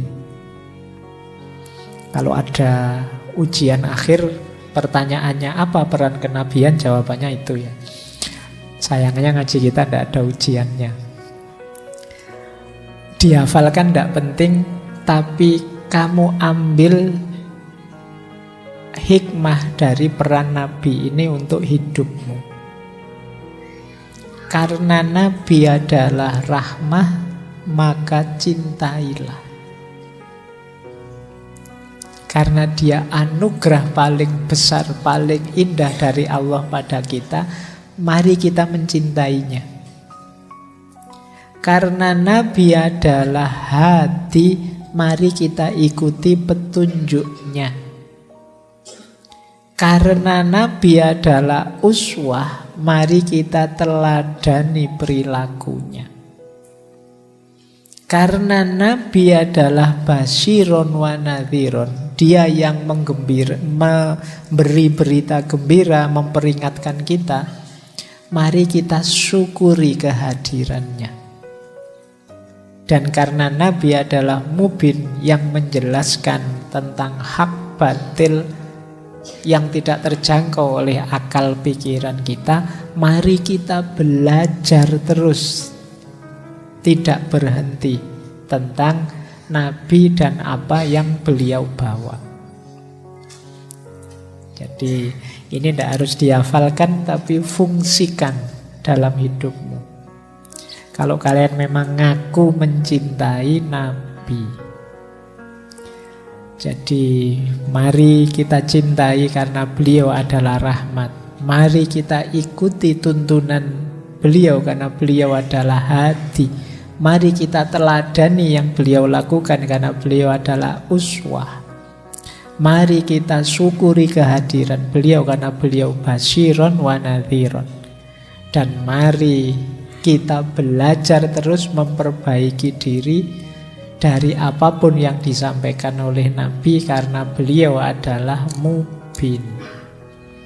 Inilah peran-peran kenabian. Baik, misinya dua Nabi itu. Yang pertama misi kehambaan, yang kedua misi kemanusiaan. Misi kehambaan adalah mengajak kita ilaihi roji'un. Jadi di surat Al-Ahzab ayat 45 dan 46 itu disebutkan misinya Nabi apa? Ya ayuhan Nabi, inna arsalnaka, sesungguhnya kami mengutusmu yang pertama syahidan, sebagai saksi. Yang kedua mubasyiron, tadi ya, yang memberi kabar gembira. Wa nadhiron, yang memberi peringatan. Wada'iyan ilallahi bi'idhni, dan menyeru pada Allah dengan izinnya. Wasirojam muniro, dan sebagai penerang yang memberi pencerahan. Jadi tugasnya Nabi itu membawa kepada Allah. Sebagai syahid yang bersaksi, sebagai yang memberi berita gembira tentang orang-orang yang patuh taat kepadanya, sebagai peringatan pada orang-orang yang salah jalan, salah jalur untuk kembali, yang da'iyan ilallah bi'idni, menyeru pada Allah dengan izinnya, dan berperan sebagai pencerah, penerang, sirojam muniro. Ini sebenarnya ayat yang turun, asbabun nuzulnya adalah ketika Sayyidina Ali bin Abi Thalib dan Mu'adz bin Jabal akan berangkat dakwah. Oleh Nabi dipesani ayat ini yang turun pada beliau. Jadi tugasmu itu sebagai syahid mubasyiron wa nadhiron. Jadi dakwah jangan maksa-maksa, jangan keras, jangan marah-marah. Tugasmu memberi kabar gembira atau memberi peringatan. Wada'iyan ilallah bi'idni, dan menyeru pada Allah dengan seizin Allah. Wasirojam muniro, dan memberi penerangan. Yang kedua apa? Misi kemanusiaan.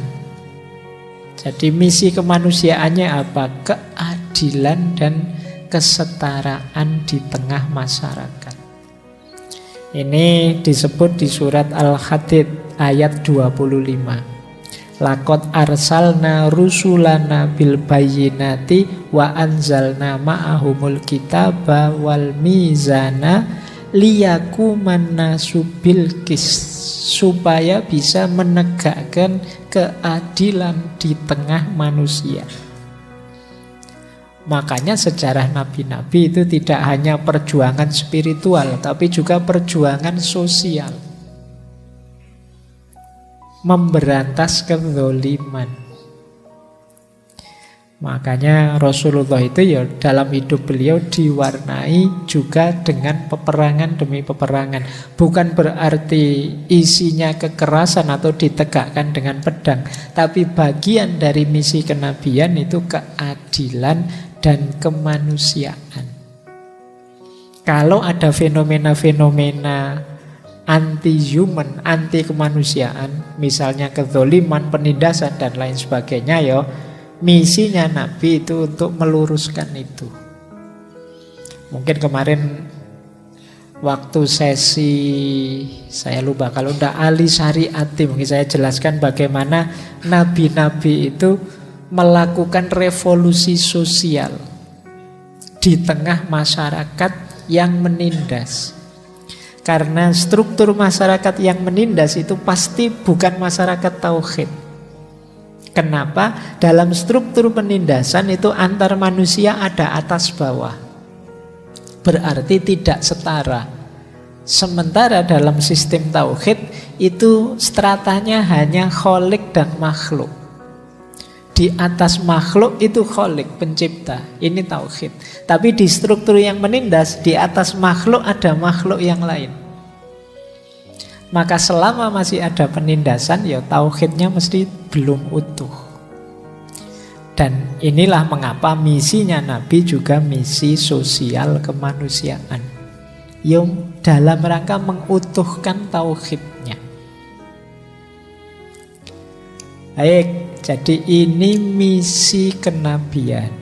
Ada misi vertikal, membawa manusia lebih dekat pada Allah.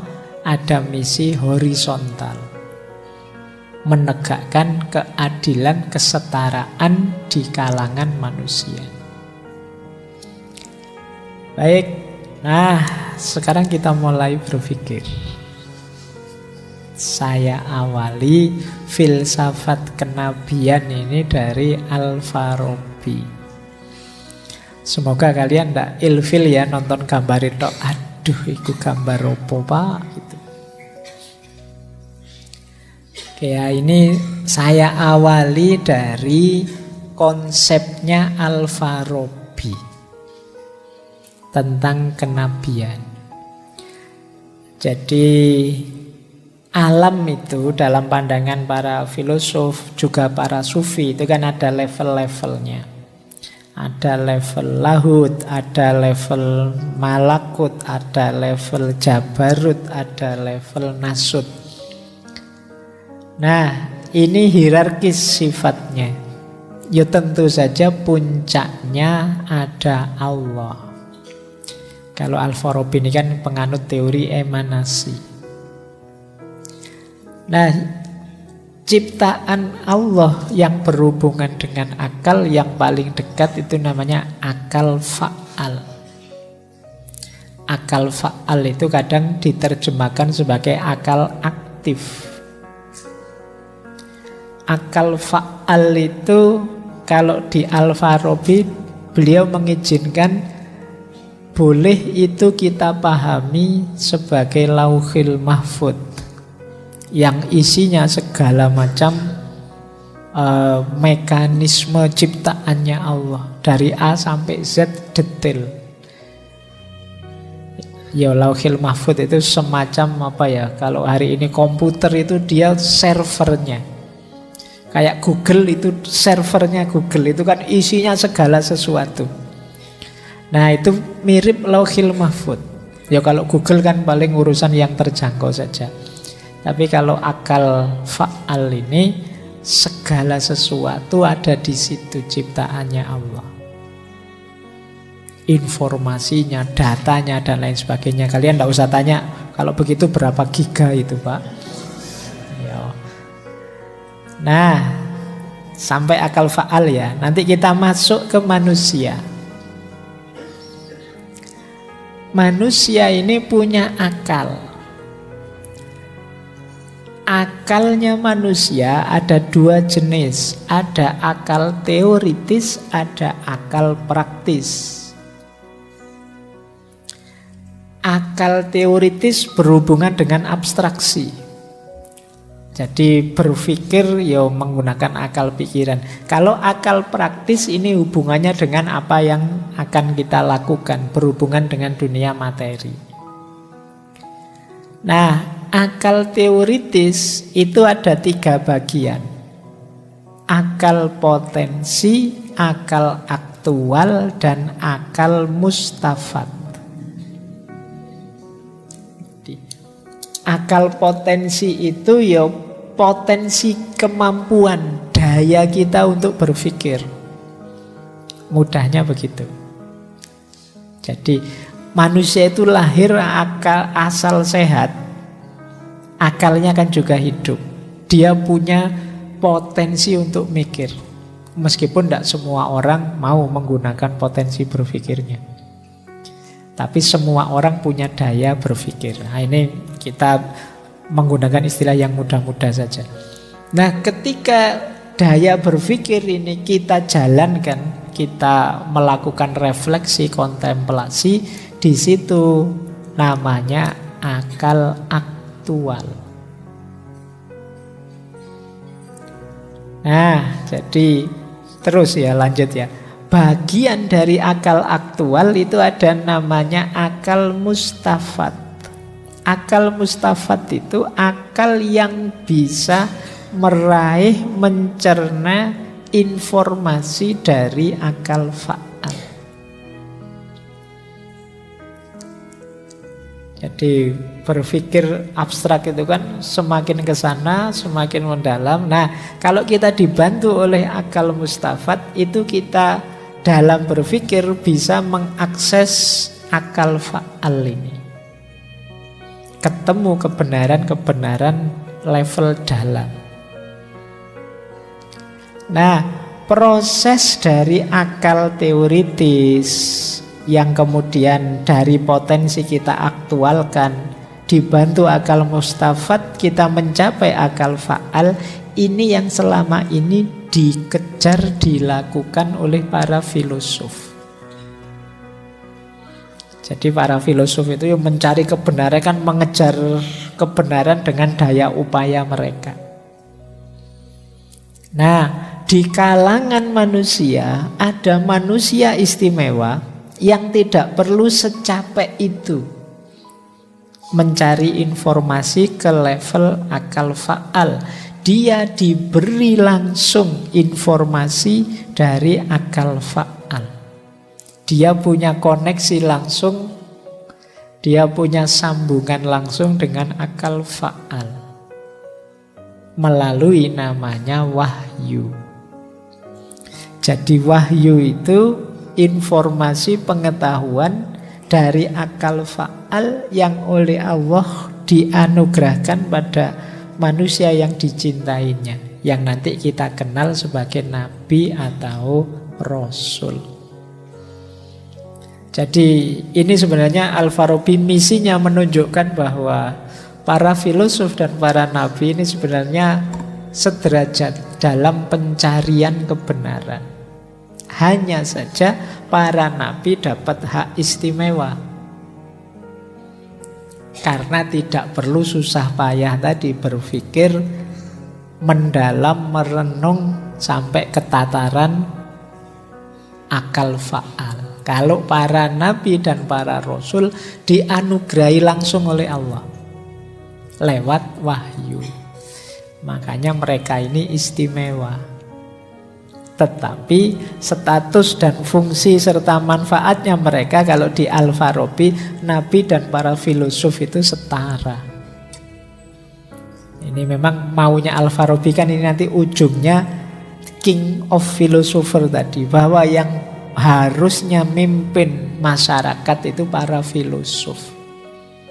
Sekarang kan tidak ada nabi sudah kan. Penerusnya nabi yang dengan karakter semangat pencarian kebenaran bahkan sampai ke level akal faal itu ya para filosof. Berarti nanti alumni ngaji filsafat bisa nyalon presiden. Para filosof lah yang berhak untuk jadi raja, jadi pemimpin. Sebagaimana dulu para nabi mimpin umatnya. Nah, detailnya penjelasan yang saya jelaskan tadi. Jadi manusia itu ada 3. Kalau di Al-Farabi berhubungan dengan akal fa'al tadi. Nanti Farabi sebenarnya juga ngomong, di pandangan tradisional tertentu bisa kok kita menerjemahkan akal fa'al ini sebagai Jibril, malaikat Jibril yang membawa informasi dari Allah. Nah, manusia itu ada 3 kata Al-Farabi. Yang pertama nabi tadi. Nabi ini sangat istimewa. Kenapa? Karena nabi ini jiwanya paling kuat. Nabilah yang bisa berhubungan dengan akal fa'al, baik dalam kondisi sadar maupun tertidur, lewat mimpi. Jadi yang paling powerful ini nabi, karena servernya langsung nyambung ke database utamanya. Jadi akal fa'al. Nanti ada manusia jenis kedua, para wali, aulia. Kalau aulia ini sebenarnya bisa mengakses akal fa'al, tapi tidak dalam kondisi sadar, kata Al-Farabi. Jadi berarti apa ya, sebenarnya Allah itu ya sekali-sekali menganugerahkan ilham tadi pada para aulia, tapi mereka tidak bisa secara sadar. Itu maksudnya gini loh, wah saya ingin sekarang mengakses akal fa'al, tidak bisa. Beda dengan para nabi. Para nabi itu begitu ada pertanyaan, kegelisahan, keingintahuan, itu kan terus wahyu turun, dibawa oleh malaikat Jibril. Jadi akal fa'alnya langsung mendatangi Nabi, memberi informasi. Kalau para aulia tidak. Jadi kalau para aulia itu ya ada fase di mana mereka tidak sadar kemudian dapat pengetahuan. Jadi pengetahuannya orang menyebutnya kan ilmu laduni. Jadi sampai pada mereka tanpa mereka sadari. Tapi kalau nabi memang ya nyambung langsung, sadar atau tidak sadar dapat wahyu dari Allah. Itu bedanya nabi dan wali. Ada lagi jenis ketiga, para filosof tadi. Para filosof ini mencari kebenaran dengan upayanya sendiri. Mereka melakukan refleksi, analisis, kajian, studi dan lain sebagainya. Semuanya akan sampai pada muara kebenaran yang sama. Karena puncaknya informasi kebenaran kan tadi ada di server akal fa'al, lauhil mahfud atau Jibril tadi. Jadi inilah yang menonjol dari filsafat kenabiannya Al-Farabi.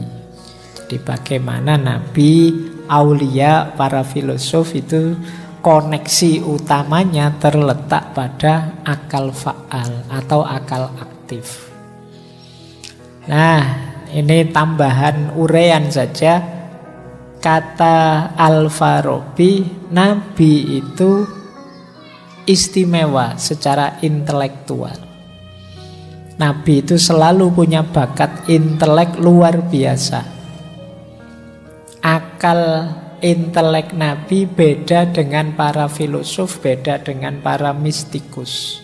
Kenapa? Para filosof, para mistikus itu pinternya karena pelatihan dari luar, pengembangan dirinya sendiri.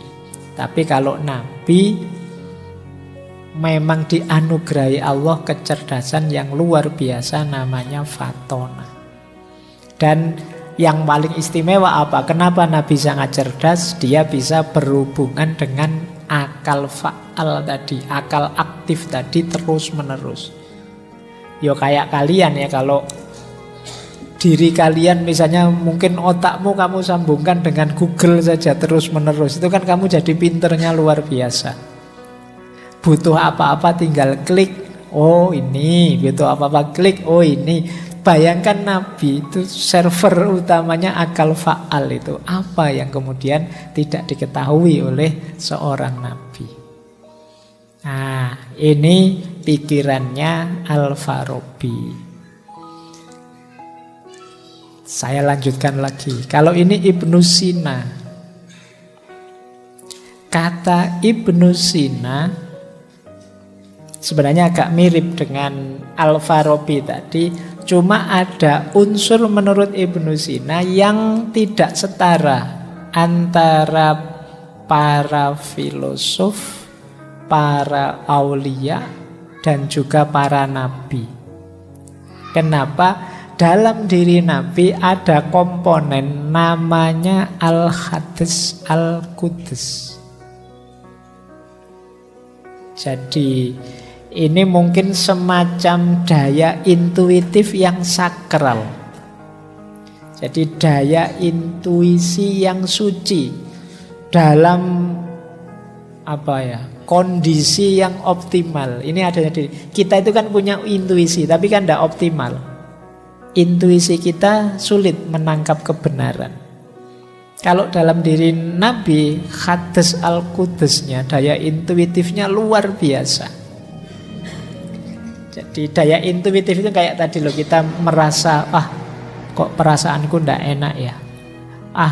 Kok saya merasa Indonesia ini ndak lama lagi misalnya. Itu kan kayak tiba-tiba informasi itu hadir dalam dirimu. Kalau dalam dirimu kan itu ya bisa valid, bisa enggak. Kadang-kadang kamu yang ngelamun, berkhayal, enggak jelas, pikiran aneh-aneh. Tapi kalau di Nabi kok tiba-tiba muncul seperti itu, pasti valid. Kenapa? Intuisinya Nabi nyambung dengan tadi. Kalau pakai bahasanya Al-Farabi, akal fa'al tadi. Jadi tidak hanya, mungkin mudahnya ya kalau pakai istilah komputer, tidak hanya servernya yang luar biasa, komputernya juga sangat canggih. Jadi informasi apapun masuknya cepat dan gampang. Itu namanya Al-Hadis Al-Qudus. Jadi intuisi yang sakral. Dalam diri Nabi ada komponen itu. Ya mungkin kalau HP itu mungkin sudah S200 atau S berapa gitu. Tadi masuk apa saja cepat. Jadi sementara dia nyambung ke server yang luar biasa juga. Itulah yang membuat Nabi sangat istimewa. Kalau di Al-Farabi kan agak setara itu antara Nabi dengan para filosof. Nanti ujungnya ya akal fa'al. Tapi kalau di Ibnu Sina enggak. Karena ada komponen Al-Hadis Al-Qudus tadi. Bahkan daya suci yang namanya Al-Hadis Al-Qudus ini mampu mempengaruhi yang materi-materi. Ini kan sebenarnya daya mental yang luar biasa, tapi bisa mempengaruhi yang materi. Itulah nanti namanya mukjizat. Jadi kalau misalnya Nabi Ibrahim dihukum dibakar oleh Raja Namrud, itu kondisi mental yang luar biasa tadi bisa membuat api jadi dingin. Ini namanya mempengaruhi materi. Mungkin seperti mukjizatnya Nabi yang tadi disebut bisa membelah bulan, atau mengeluarkan air dari jari tangan beliau sehingga pasukan bisa minum, atau makanan sedikit bisa jadi banyak. Karena ada cerita Rasulullah itu di rumah sahabatnya cuma ada makanan sedikit, padahal tamunya sangat banyak. Tapi terus makanan yang sedikit itu bisa dibagi untuk sebanyak itu tamu. Ini berhubungan dengan Al-Hadis Al-Qudus. Daya mental yang luar biasa, yang itu bisa mempengaruhi dunia materi, dunia fisik. Ya mungkin gambaran kasarnya kayak orang misalnya, wah kalau kacamata ini jadi kopi anget itu mungkin enak ya. Kalau kita kan, ayo apa ya iso. Tapi daya mental seorang nabi dengan itu bisa mempengaruhi ke materi. Itu nanti yang disebut mukjizat. Nah, ini pikirannya Ibnu Sina tentang kenabian. Baik, terakhir ini karena sudah jam 10 kurang sedikit. Saya nambah satu lagi tentang kenabian dari perspektif yang berbeda. Ini dari Muhammad Iqbal, filosof idola kita dari India Pakistan. Jadi Muhammad Iqbal memberi penjelasan bedanya kesadaran kenabian dengan kesadaran mistik atau gnostik.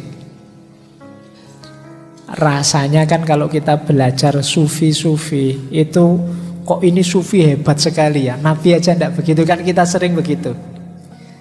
Tapi sebenarnya jauh antara kenabian dengan mistikus. Penjelasannya Iqbal seperti apa? Kata Iqbal, kalau mistikus mengalami pengalaman puncak ketuhanan, biasanya mereka tidak ingin kembali. Seandainya kembali pun dia ingin cepat-cepat mengalami pengalaman puncak lagi. Jadi dia tidak terlalu peduli dengan masyarakat sekelilingnya. Pokoknya ingin asik dengan Tuhan saja terus. Ini kesadaran mistikus. Seorang mistik, ya mudahnya kalau dalam Islam sufi itu ya pokoknya berakhir perjalanannya saat bersatu dengan Tuhan, dalam tanda petik. Tapi kalau Nabi tidak begitu. Kesadaran profetik itu meskipun sudah sangat dekat bersatu, bahkan Rasulullah itu dalam Isra Mi'raj dikabarkan berhadapan-hadapan dengan Allah bicara. Ini kan luar biasa karena bisa bicara dengan Allah itu kenikmatan puncak. Kalau di surga itu kan ada puncaknya kenikmatan itu melihat Allah. Itu kan berarti berhadapan-hadapan dengan Allah. Orang kalau sudah mengalami ini sudah tidak ingin apapun lagi. Tapi Nabi yang sudah mengalami itu masih kembali lagi pada umatnya karena cintanya pada umatnya. Ini kesadaran profetik, kesadaran kenabian. Jadi ada kepedulian terhadap umat masyarakat. Jadi ini bedanya. Jadi kalau ada yang tanya, oh sufi-sufi kok rasanya jauh lebih hebat daripada Nabi? Tidak.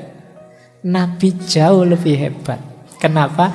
Nabi tidak egois memikirkan kesatuannya, kesatuan dirinya, kedekatan dirinya dengan Tuhan, tapi juga ingin kembali mengajak sebanyak mungkin umatnya mengalami kedekatan yang sama. Inilah yang sangat membedakan antara kesadaran kenabian dengan kesadaran mistik. Jadi kesadaran gnostik, karena memang tujuannya gnostikus, orang-orang pejalan mistik itu memang tujuannya ya Allah saja. Itu yang membuat nanti Syekh Fariduddin Attor yang menulis Tadhkiratul Auliya bilang pengalaman kewalian tertinggi itu sebenarnya baru awal dari kenabian. Para wali itu kan berusaha untuk dekat dengan Allah sedekat-dekatnya sampai puncak. Itu kalau di Nabi itu baru awalnya. Karena setelah itu perjuangan panjang kenabian dimulai. Jadi ini bedanya kesadaran profetik dan kesadaran mistik. Biar kalian tidak salah persepsi. Biar tidak menganggap bahwa wah rasanya dahsyat kalau jadi sufi itu seolah-olah bisa apa saja. Sebenarnya ya kesadaran profetik jauh lebih berat, lebih luar biasa. Sehingga pengalaman kewalian tertinggi itu baru awal dari kenabian.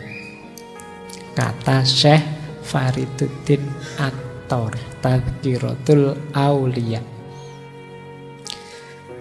Baik, saya kira itu ya teman-teman, wawasan-wawasan tentang nubuwah atau kenabian. Seperti saya bilang tadi, semoga tidak selesai dan berhenti hanya di wawasan. Hidupkanlah yang membuat kalian tambah dekat pada Allah. Seperti tadi ya, jalankan peran-peran kenabian tadi dalam hidupmu. Meneladani Rasulullah lewat qudwah, mencintai Rasulullah lewat rahmah, mengikuti petunjuknya sebagai hadi, belajar tiada henti lewat peran sebagai mubin dari Rasulullah dan lain sebagainya. Dan itu PR kita semua, karena di antara yang sangat diperhatikan oleh Rasulullah itu kita. Bahkan sebelum beliau meninggal pun kan yang disebut kita, umatku, umatku.